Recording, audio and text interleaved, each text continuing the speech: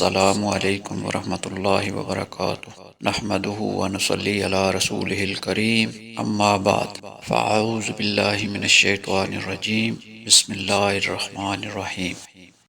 حضرت عائشہ رضی اللہ تعالی عنہا بیان کرتی ہیں رسول اللہ صلی اللہ علیہ وآلہ وسلم جامع دعائیں کرنا پسند کرتے تھے اور ان کے علاوہ باقی دعائیں چھوڑ دیا کرتے تھے۔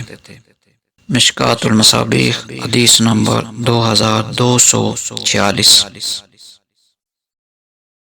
حضرت ابو ہریرہ رضی اللہ تعالی عنہ بیان کرتے ہیں رسول اللہ صلی اللہ علیہ وآلہ وسلم نے فرمایا 3 آدمیوں کی دعا ضرور قبول ہوتی ہے۔ روزہ دار جب وہ افطار کے وقت دعا کرتا ہے، عادل بادشاہ اور دعائے مظلوم، اللہ اس کی دعا کو بادلوں کے اوپر اٹھا لیتا ہے، اس کے لیے آسمان کے دروازے کھول دیے جاتے ہیں اور رب فرماتا ہے میری عزت کی قسم میں ضرور تمہاری مدد کروں گا خواہ کچھ دیر سے ہو۔ مشکوٰۃ المصابیح حدیث نمبر 2249۔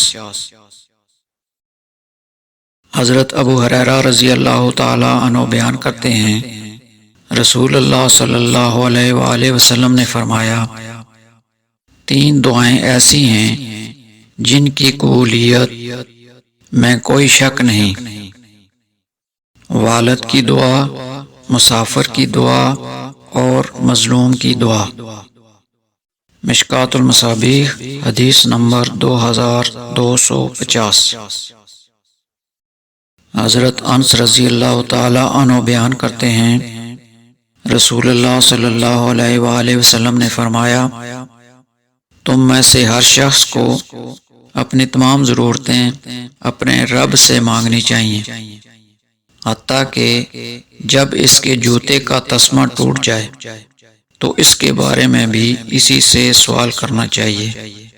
مشکوٰۃ المصابیح حدیث نمبر 2251۔ وآخر دعوانا ان الحمد للہ رب العالمین۔